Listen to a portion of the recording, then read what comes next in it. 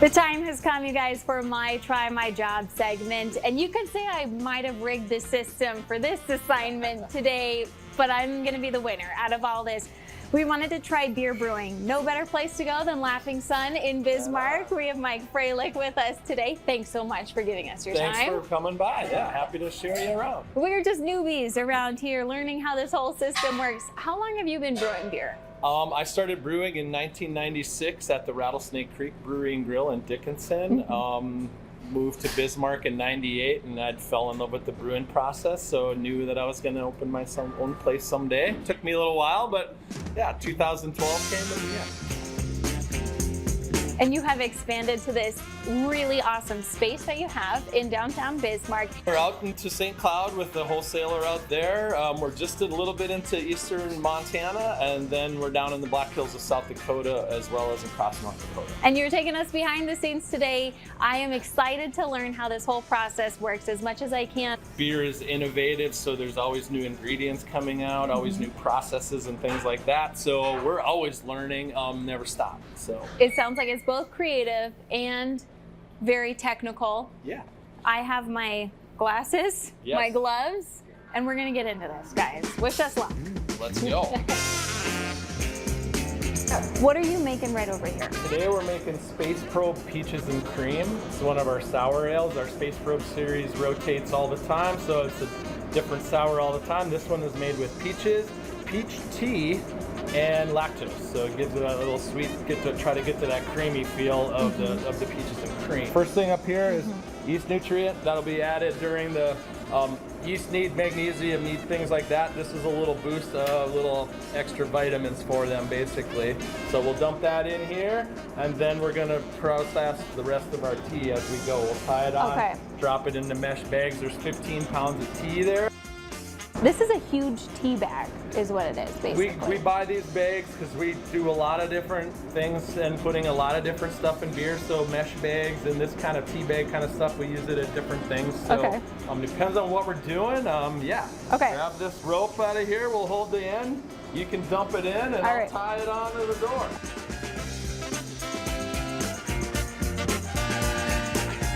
Okay, so the reason why I'm wearing these gloves and the goggles, tell me why. This is boiling liquid.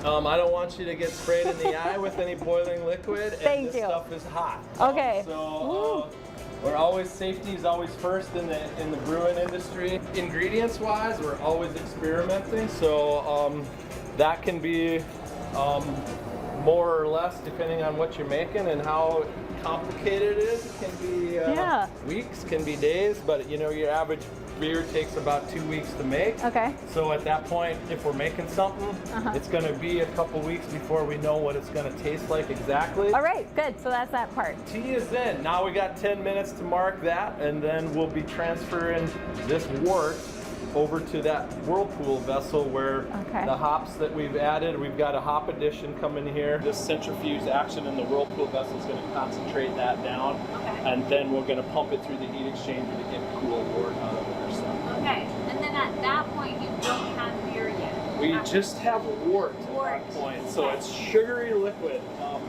Basically, the yeast are going to eat that sugar to make beer, but right now it's just really sweet sugar water. This is amazing how much science is involved in this, but you guys are closely watching steps of this process just to make sure it's all on track, right? Yes. So right now we're counting yeast. So every day we go through a lab process. We grab samples off of all the tanks. We do a pH test, a gravity test, temperature, and then we're counting yeast in the tank. So during fermentation, yeast is gonna, when we pitch it to start with, it's gonna multiply around 4 to 5 times during the fermentation process, and then that'll all flocculate down. Depending on if it's healthy or not, we will reuse a lot of our yeast just because that's a money-saving thing. So you have all of your workers around here doing their jobs, and then you have yeast doing a lot of work. The yeast is doing most of the work. We're yeast wranglers. We're creating environment for them because we make sugary wort, and they take that sugar and turn it into alcohol. and there's CO2 as a byproduct as well. So the yeast are doing most of the work. If they're not happy, no one's happy, because if they'll produce off flavors if they're not happy. They produce some different things that don't work as well if they're not happy. So conditions of that wort and the environment we're putting them in is very important.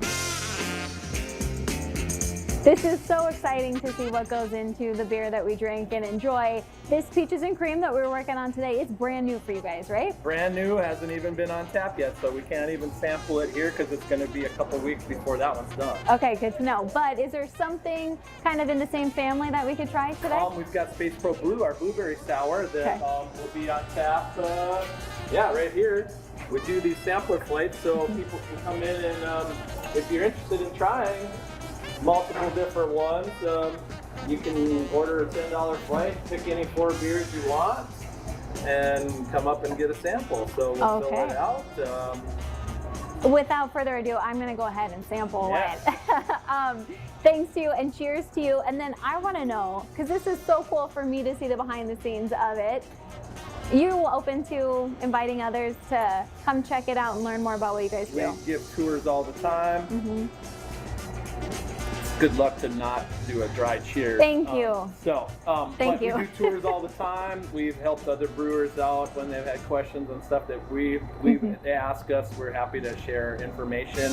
The brewing community is a pretty collaborative community. You'll see a lot of collaborations in beer and stuff like that out there. But we're all pretty friendly. I know most of the brewers in the States. I'm the president of North Dakota Brewers Guild as well. So there's a lot of friends out there. If one thrives, you all thrive. You want to support each other. Absolutely. Nice. Exactly. This is it's delicious. Not really competition, so it's more about a collaborative and creating community. So cool. This is delicious. Big thanks to you and all your employees for letting us stumble upon you guys and see how you do what you do. And you guys have to come check out Laughing Sun. So big thanks. Cheers. Cheers.